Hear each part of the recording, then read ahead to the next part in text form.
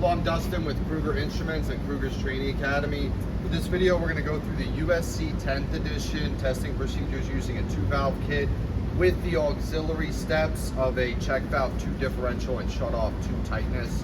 You might run into this in specific states where they require that check valve 2 differential, specifically Florida, Georgia, I know Virginia, quite a few places, different areas, Maryland.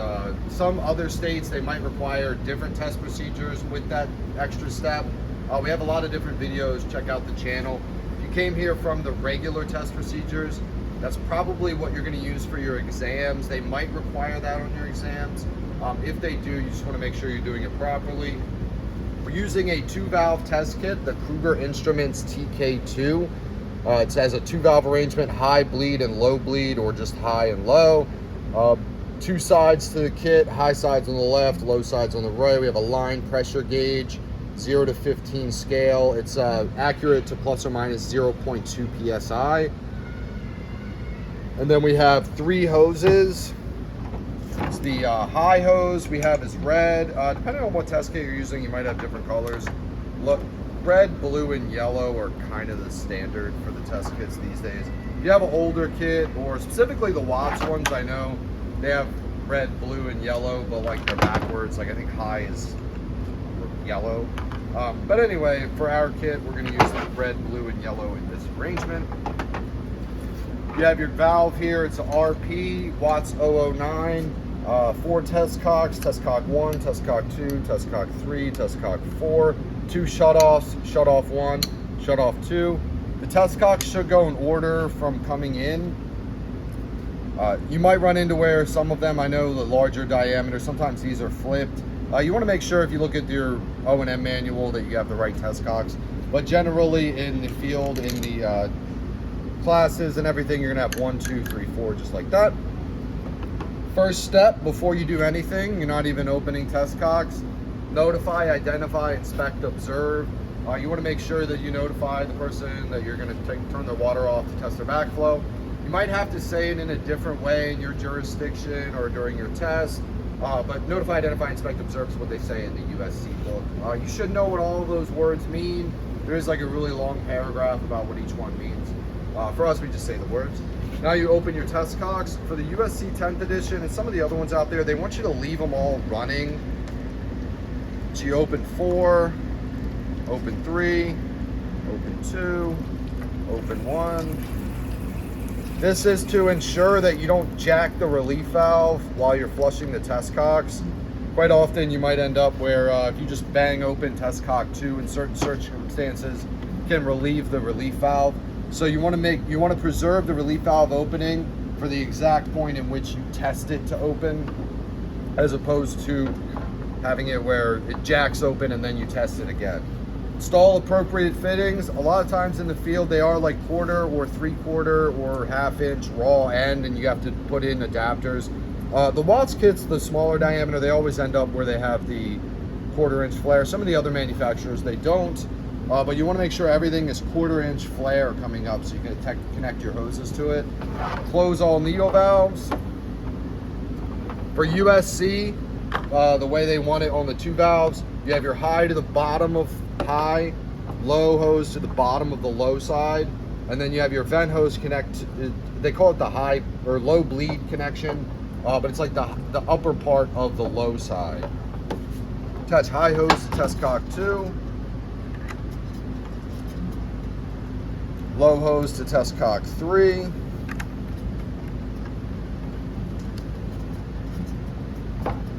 You have to run water again because USC, they really want to make sure you don't jack that relief valve open when you're testing it before you get your reading. So you open low, open test cock 3, open low. You want it to leave it running.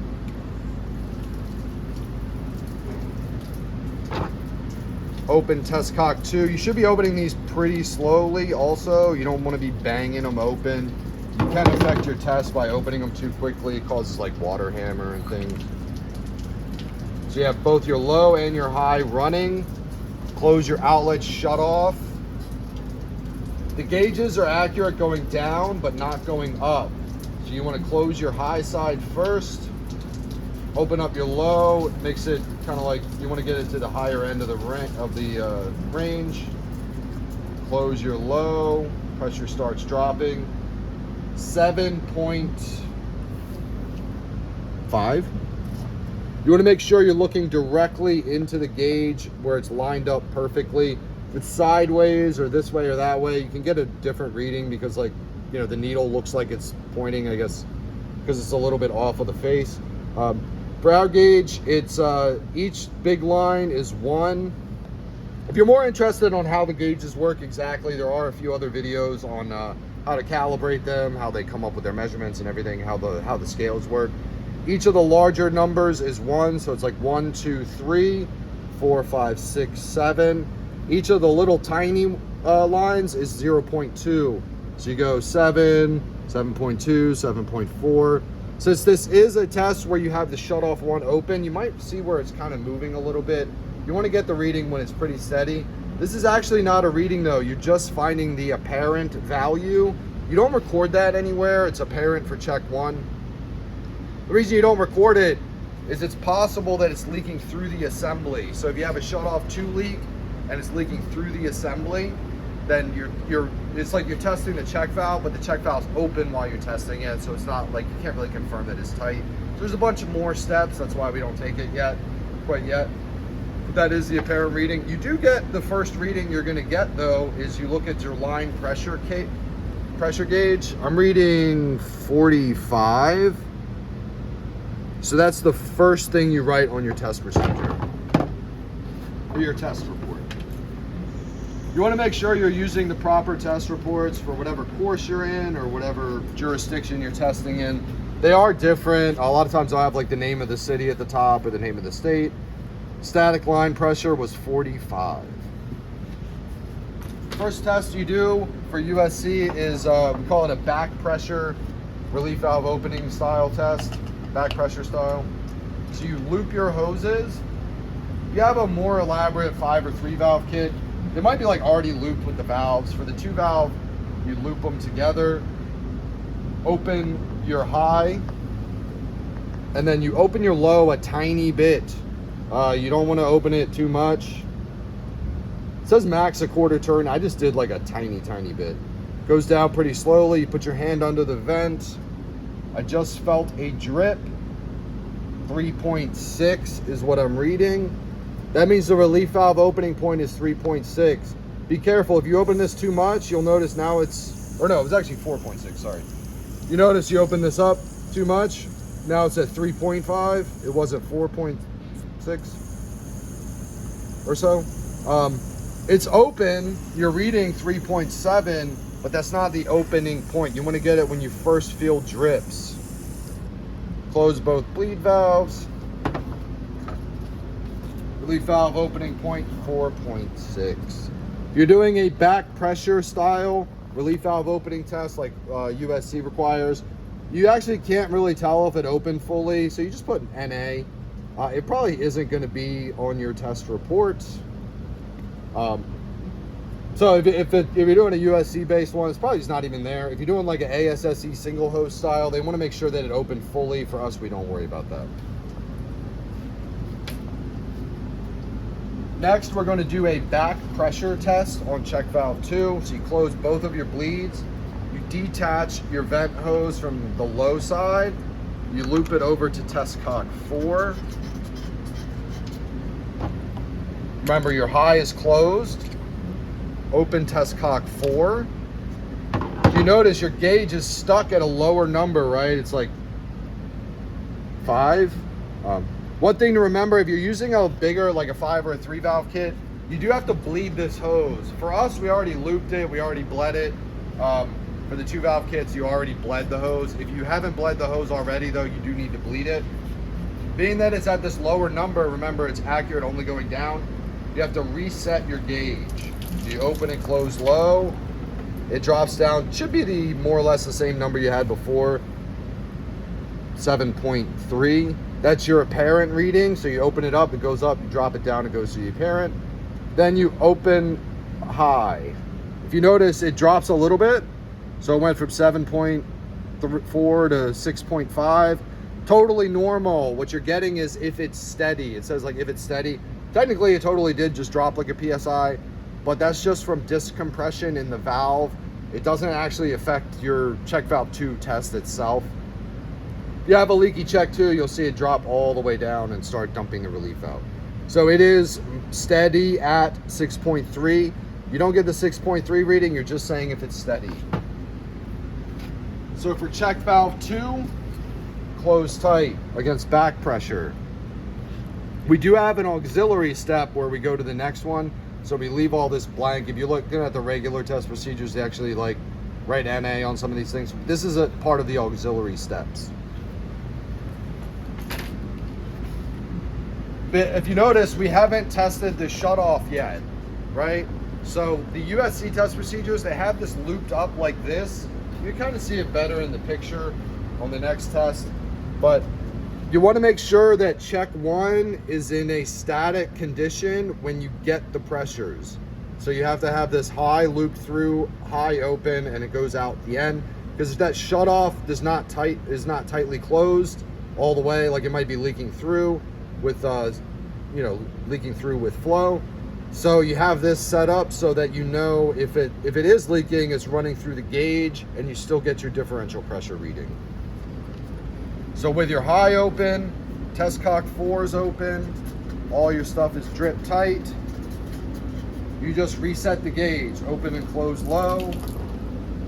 Now you know this is the check 1 in a static condition because you have everything looped.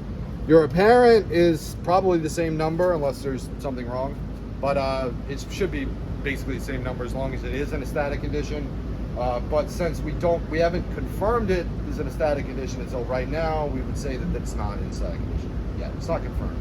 So now that it is confirmed, I'm getting 7.7. So 1, 2, 3, 4, 5, 6, 7.6. So I write that down for check 1, 7.6, and close tight. If you get a number, it's closed tight, or if you do like a back pressure test, it's closed tight. Next, we do the tricky one. These are the auxiliary steps. So if you're doing the base test procedure, you're actually done here. For certain areas, notably Georgia and Florida, I know Florida, parts of Florida were saying like you have to do this. Most other areas are probably cool with a back pressure test only. Most of the schools are kind of going in that direction. If you need that auxiliary steps to get to the next one, make sure everything is drip tight. If you have a leak in your hoses, it'll totally mess you up. Then you just close test cock 2. If your gauge starts dropping, that means you have a leaky outlet shutoff. You're just confirming that this shutoff is closed tightly. I am still reading the same number, so we are good. I'll simulate if you have an outlet shutoff, so we'll just simulate it by loosening this hose. You're not going to see relief valves dump, you're not going to see anything going on, you're just going to see your gauge drop in pressure because you've interrupted supply pressure. So it'll just go to 0, or it'll just start leaking, whatever it is. Ours went to 0 pretty quickly, but if you fail that test, you cannot do the next auxiliary test. So if you write it on your port, you just say like shutoff 2 failed. If you're doing this and you have these auxiliary steps and your shutoff 2 fails, you might want to try the single hose test procedures because for those, the outlet shutoff leaking doesn't affect the check valve test. But for us, we're going to say shutoff 2 was closed tight because it was working. Shutoff 1 is wide open during this test, so you actually didn't test it. If you see stuff on your report that you're not testing because your test procedures don't require it, you just want to say NA. Confirm with your local jurisdiction. But yeah, if it has a shutoff 1 test on it, they're probably just talking about the double check if you're doing a 1 hose test on the double check. Now we'll do the final test, check valve 2 leaking or closed tight. Or differential pressure across check valve 2. These generally have to be at least 1. Sometimes they're not. Sometimes it'll hold back pressure but not differential pressure, so that's probably why they want the number. If you're in that zone where it actually reads like 0.8 or something, I think you actually have to fail the to double check. Sometimes that's not the case, where they're like, oh, we just want to know what the number is. It doesn't really matter what it is. So you want to confirm with your local jurisdiction. So essentially you move, this is just the 2-hose test. So it's essentially the same as the check 1, but you move everything over. So high to 3, low to 4, close your bleeds, open test cock 3. You want to introduce the flow. So you want to do it.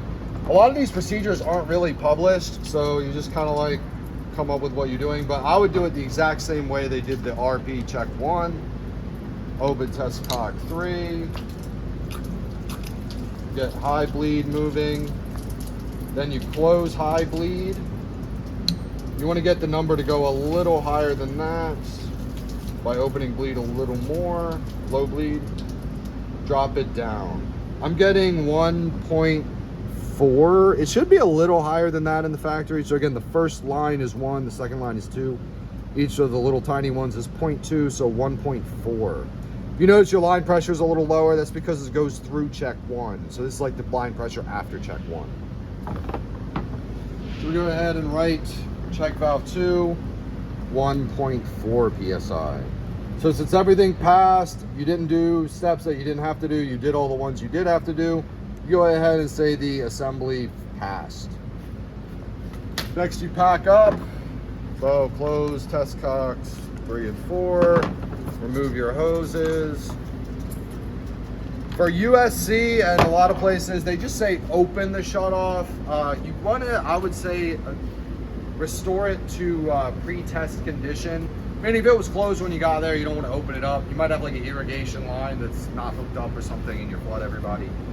For us, it was open, so we're going to go ahead and open it. But that concludes the test. Appreciate you guys making it this far. If you made it this far, we definitely added value to whatever test you're doing. Please like and subscribe. If you have a comment or you see an error on the test, feel free to comment. A lot of times people see like they have a question, they see the comment, and then like somebody already answered their question. So definitely comment, like, subscribe, all that good stuff. If you're interested in the gauges, we do have these for sale. It's at cougerinstruments.com. The link will also be in the description, but it's pretty sturdy 2-valve test kit. It's ASSE 1064 rated, compliant, as far as the components and everything. And appreciate you guys tuning in. Good luck on your exam.